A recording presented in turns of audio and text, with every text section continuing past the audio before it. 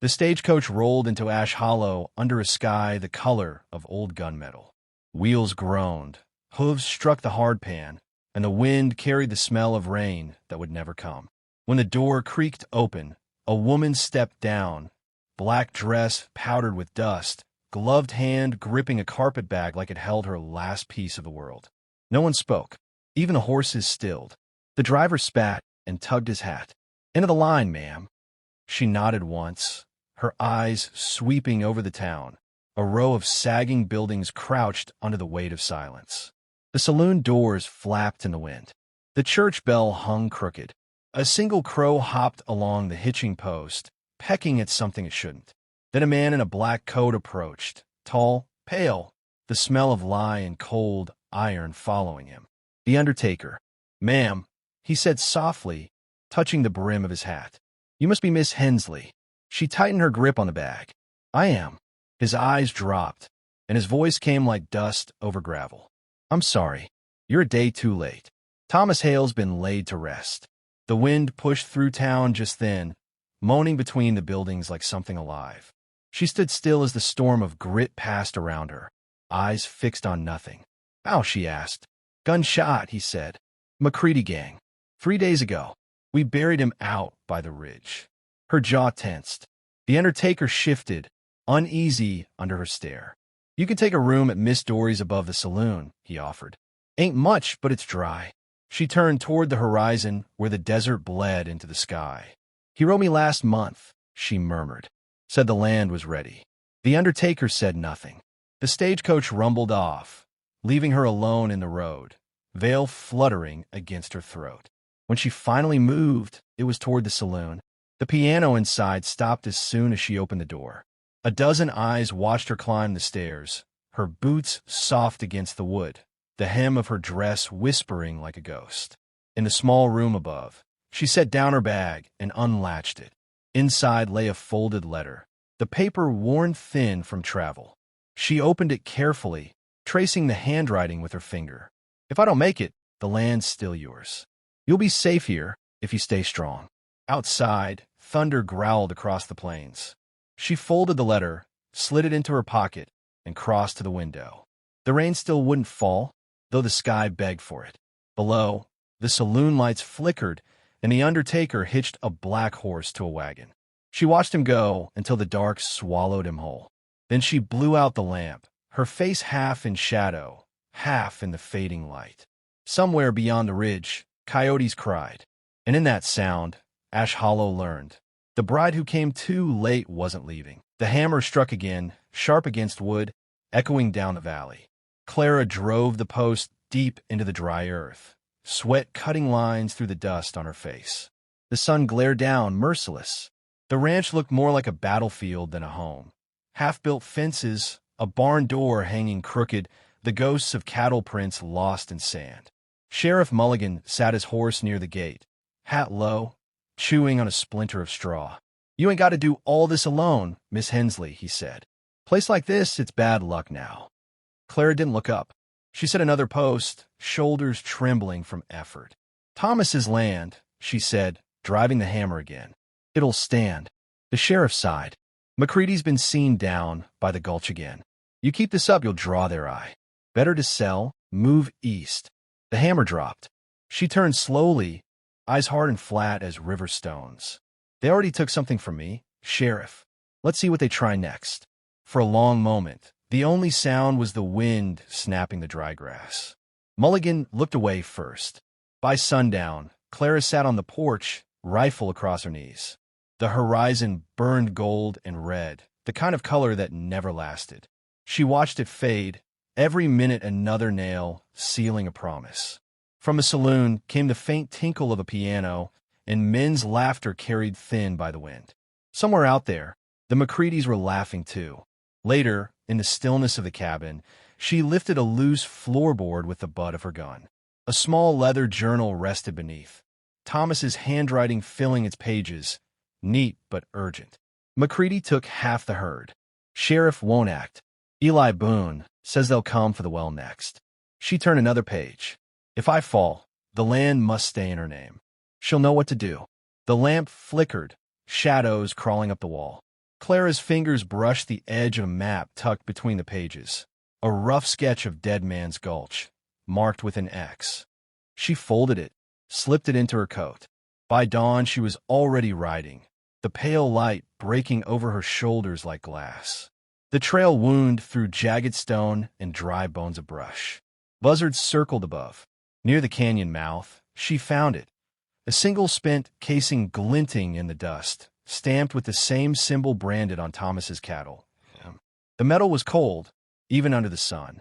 That night she sat in the saloon, the map open on the table, the casing beside her drink. A drifter with one eye, Eli Boone, slid into the chair across from her, boots creaking. "You ain't just a bride, lady," he said, voice low. "You're bait." Clara didn't flinch. She lifted the casing, turning it between her fingers. "Then I hope they bite." The piano stopped mid-note. The whole saloon went silent. And outside, the desert wind began to howl, the kind that only comes before a reckoning. The wind screamed through the gulch, dragging walls of sand behind it. Clara crouched low behind a crumbled stone, rifle steady, hat tied tight beneath her chin. The storm tore at her coat, stung her face, but she didn't move. The cattle were penned behind the barn, a glittering lure of restless hooves and noise. The first rider appeared through the storm, a shape cut from smoke and dust. Then another, then 5. The McCreadys rode slow, rifles slung, eyes narrow beneath scarves. Lightning cracked across the horizon. The flash showed their leader, Jeb McCready, broad-shouldered, sneer buried in his beard. He raised a hand, signaling the others to spread. Clara's finger tightened on the trigger.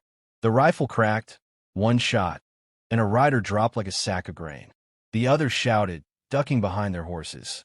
Jeb cursed into the wind, firing back blindly. The bullet screamed past her ear, burying itself in rock. She shifted positions, boots grinding into grit. Another flash, another shot. A second man fell. The gang scattered, firing wild.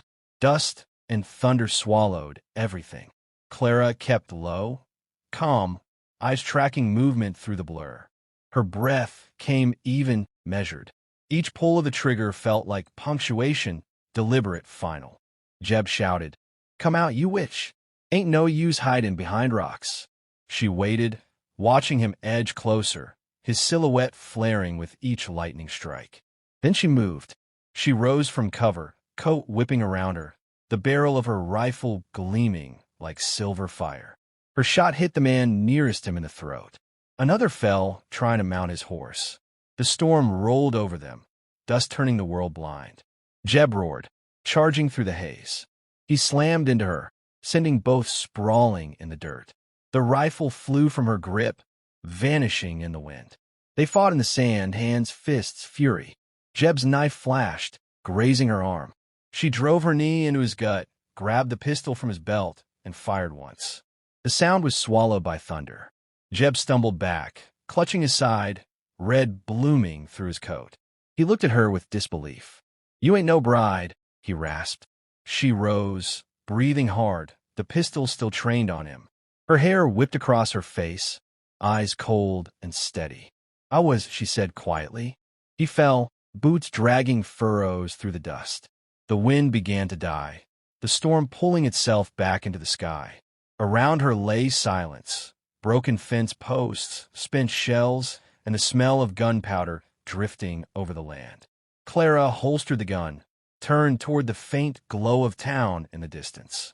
Her steps were slow, heavy but sure. Behind her, the last of the McCreadys lay scattered in the sand, and the wind carried their names away, one by one, until the desert was still again. The shovel bit into dry earth with a hollow sound. Clara pressed her boot down hard, each thrust slow, steady. The morning sun burned low and red behind her, spilling light across the fresh graves by the ridge. The wind tugged at her torn sleeve, carrying the smell of sage and smoke. When she finished, she set the shovel upright in the dirt and looked out over the valley. The ranch stretched quiet now. No more riders, no more gunfire. Just the echo of what had been. A horse's hooves broke the silence. Eli Boone rode up slow, reins loose in one hand, hat tilted low. He stopped a few yards back, eyes scanning the graves, then her face. "Hell of a fight, ma'am," he said softly. "Didn't figure you'd live through it." Clara wiped her hands on her skirt, leaving red streaks across the dust. Neither did they. Eli swung a leg over, boots crunching gravel. "Town's talking. They say you ran the McCreadys off the map. Say you ain't human. What with the way you shoot?" He paused, studying her. "You ever think about leaving this place behind?" She took a breath, eyes fixed on the horizon where the sun climbed over the canyons. "I already did," she said. He frowned, tilting his head. "Who were you before all this, Clara Hensley?" For a long while she didn't answer. Then she reached beneath her collar, fingers brushing the chain around her neck. The silver metal caught the light, tarnished but clear. U.S. Army sharpshooter, 1865. Eli's eyes widened just a little. Then he gave a low whistle. Guess Ash Hollow never knew who it buried with Thomas. She looked past him, toward the grave marked with a simple wooden cross. No name carved, just a single wildflower trembling in the wind. "He was a good man," she said. "He deserved peace." Eli nodded once, respectful. "You aim to stay?" Clara turned toward the ranch, where the house stood quiet against the dawn. The fences were mended now, the cattle calm. The land was hers, and his. "I'll keep it," she said. "For a while." Eli tipped his hat. "If you ever ride east, look me up." She gave a faint smile. "If the road ever calls." He mounted up, the horse snorting against the wind, and rode off toward the town. When he disappeared into the shimmer of heat, Clara stood alone again. The desert stretched wide and endless before her, the kind of silence only earned through fire. The old storyteller's voice rose with the wind. They said the mail-order bride came too late, after the man she'd come to marry was gone to dust. But that cowboy, wherever his spirit wandered, knew better. She came right on time, to finish his fight, to claim his land, and to remind the West that legends don't wear only spurs. The wind shifted, carrying her name across the ridge, and then there was only the sound of the desert breathing, steady and eternal.